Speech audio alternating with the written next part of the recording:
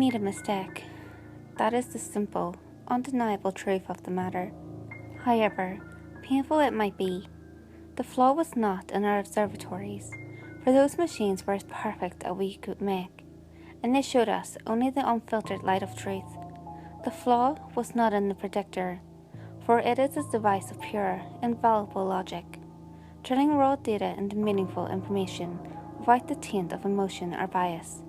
No, the flaw was within us, the orchestrators of this disaster, the sentients who thought themselves beyond such feelings. We are responsible. It began a short while ago, as these things are measured, less than 6 daily ago, though I suspect our system of measure will mean very little by the time anyone receives this transmission. We detected faint radio signals from a blossoming intelligence, 214 dailies, outward from galactic core, as photons travel. At first crude and unstructured, these leaking broadcasts quickly grew in complexity and strength, as did the messages they carried. Through our observatories, we watched a world of strife and violence, populated by a barbaric race of short-lived, fast-breeding vermin. They were brutal and uncultured things, which stabbed and shot and burned each other with no regard for life or purpose. Even their concepts of art spoke of conflict and pain. They divided themselves according to some bizarre cultural patterns and set their every industry to cause of death. They terrified us, but we were older and wiser, and so very far away, so we did not fret. Then we watched them split the atom and breach the heavens within the breath of one of their single, short generations, and we began to worry. When they began actively transmitting messages and greetings into space, we felt fear and horror. Their transmissions promised peace and camaraderie to any who were listening, but we had watched them for too long to buy into such transparent deceptions. They knew we were out here, and they were coming for us. The orchestrators consulted the predictor, and the output was dire. They would multiply and grow and flood out of their home system like some uncountable tide of devourer worms, consuming all that lay in their path. It might take 6-8 dailies, but they would destroy us if left unchecked. With aching carapaces, we decided to act and sealed our fate. The gift of mercy was 8 strides long and a mouth, 2/4 that in diameter, filled with many 4 weights of machinery, fuel, and ballast.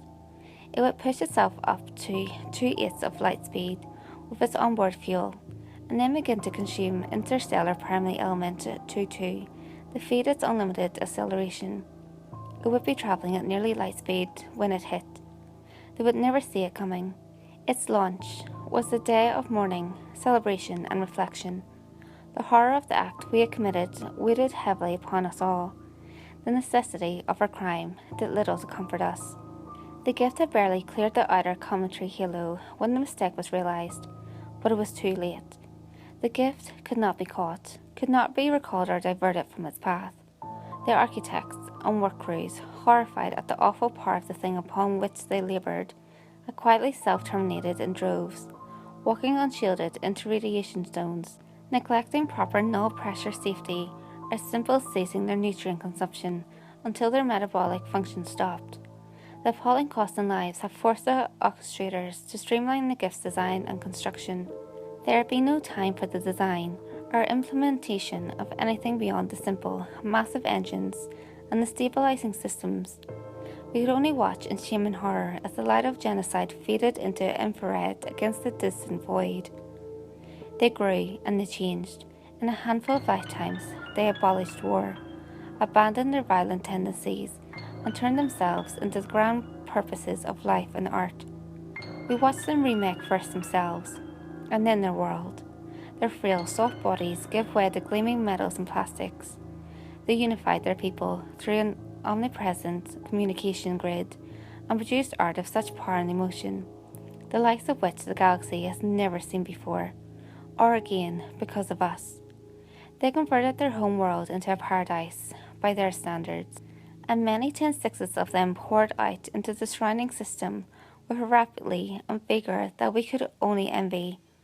with bodies built to survive every environment from the day-lit surface of their innermost world to the atmosphere of their largest gas giant and the cold void in between. They set out to sculpt their system into something beautiful. At first, we thought them simple miners, stripping the rocky planets and moons for vital resources, but then we began to see the purpose of their constructions, their artworks carved into every surface, and traced across the system in glittering lights and dancing fusion trails. And still, our terrible gift approached. They had less than 22 daily to see it, following so closely on the tail of its own light. In that time, oh so brief even by their fleeting lives, more than 10 sentients prepared for death. Lovers exchanged last words, separated by worlds in the tyranny of light speed. The planetside engineers worked frantically to build sufficient transmission infrastructure to upload the countless masses with the necessary neural modifications, while those above dumped lifetimes of music and literature from their data banks to make room for passengers. Those lacking the required hardware or the time to acquire it consigned themselves to death. Lashed out in fear and pain, or simply went about their lives as best they could under the circumstances. The gift arrived suddenly, the light of its impact visible in our skies, shining bright and cruel, even to the unaugmented ocular receptor. We watched and we wept for our victims, dead so many dailies before the light of their doom had even reached us. Many 6/4 of those who had been directly or even tangentially involved in the creation of the gift sealed those spiracles with paste as the final peasants for the small roles they had played in this atrocity.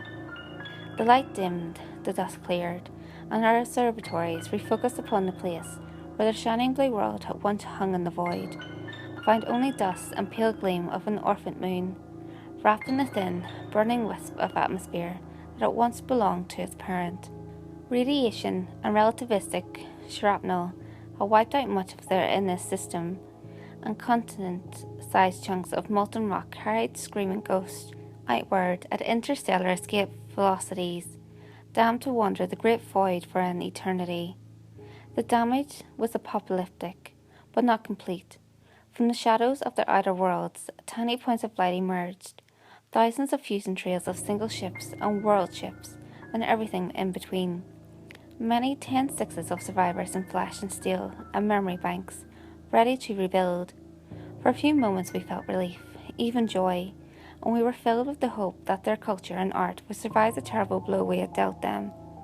Then came the message, tightly focused at our star, transmitted simultaneously by hundreds of their ships. We know you're out there, and we are coming for you.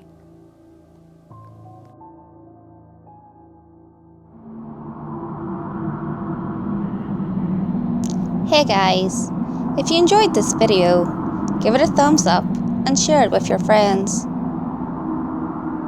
You can also leave a comment below.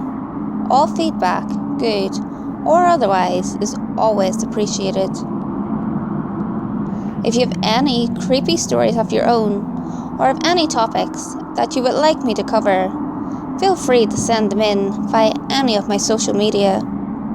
You can find all links to my social media in the description below.